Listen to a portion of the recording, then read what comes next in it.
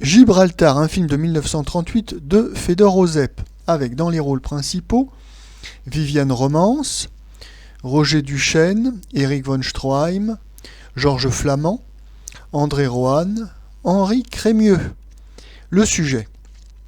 Roger Duchesne, un jeune officier anglais de la base de Gibraltar, pour déjouer les manœuvres de terroristes, dont le chef est le terrible Éric von Stroheim, pour déjouer les manœuvres de terroristes qui font sauter les transports de troupes britanniques à destination de la Palestine, se fait passer pour traître aux yeux de tous, y compris sa fiancée.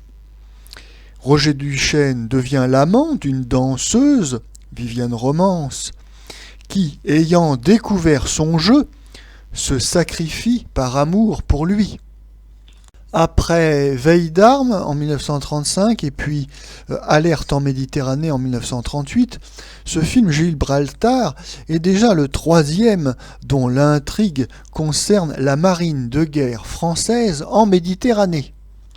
La guerre d'Espagne n'est pas la seule tension dans cette région. En effet, la presse de l'époque nous apprend que durant les années 30, il y a des négociations diplomatiques sur la limitation du tonnage de la marine de guerre. Sous prétexte de désarmement, les Anglais imposent des limitations de construction de nouveaux bâtiments de guerre. Et cette mesure vise avant tout la France, qui est la deuxième puissance navale en Europe et qui ne peut pas construire autant de navires de guerre d'importance qu'elle le voudrait. En revanche, pour l'Italie et l'Allemagne, ça ne les concerne pas vraiment car ils ont fait le choix économique et puis stratégique de construire des petites vedettes à moteur diesel, lance-torpilles et des sous-marins. Ce sont des armes qui ne coûtent pas cher à produire et qui sont redoutables. Ce sont des bâtiments de faible tonnage qui ne sont donc pas concernés par la limitation de construction navale. Et la grande peur de l'état-major français, c'est de voir la ligne stratégique Marseille-Alger coupée par la marine italienne qui pourrait très facilement couler les convois et donc prendre à revers la France. D'où une certaine inquiétude en France et alors dans ce film comme dans Veille d'armes ainsi que Alerte en Méditerranée, l'Italie n'est pas désignée comme l'ennemi pour des raisons diplomatiques. L'ennemi est présenté comme des contrebandiers ou des organisations criminelles très vagues, un peu comme dans les James Bond, où l'ennemi n'était pas l'Union soviétique, mais une organisation criminelle tout à fait créée pour les besoins de la cause cinématographique.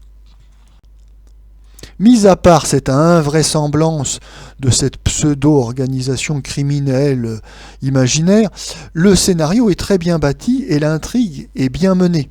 Ce film est très nettement supérieur à Veille d'armes 1935 et Alerte en Méditerranée 1938, les deux autres films de guerre navale et d'espionnage.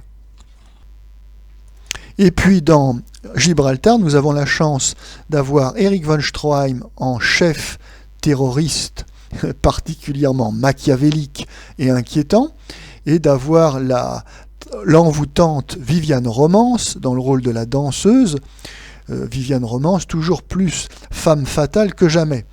Et évidemment, encore une fois, elle nous impose dans la distribution son compagnon à la ville, Georges Flamand, qui est un médiocre acteur. Le rôle masculin principal est tenu par Roger Duchesne, qui est un joli garçon, mais qui a malheureusement une certaine rigidité dans son jeu. Il faut dire qu'il vient de la comédie française. Il aura son quart d'heure de gloire à la fin des années 1930. Il quittera les écrans à la fin de la guerre et on le reverra une fois dans Bob le Flambeur en 1955. Un film réussi mais qui nous laisse cependant bien mal à l'aise car il est censé célébrer une prétendue camaraderie d'armes franco-britannique. alors que le comportement de la marine britannique pendant la guerre fut particulièrement ignoble, car en violant toutes les lois de la guerre, la marine de guerre britannique attaqua par surprise la marine de France au mouillage à Mers-el-Kébir en 1940 et provoqua la mort de plus de 1300 marins français surpris par la traîtrise anglaise.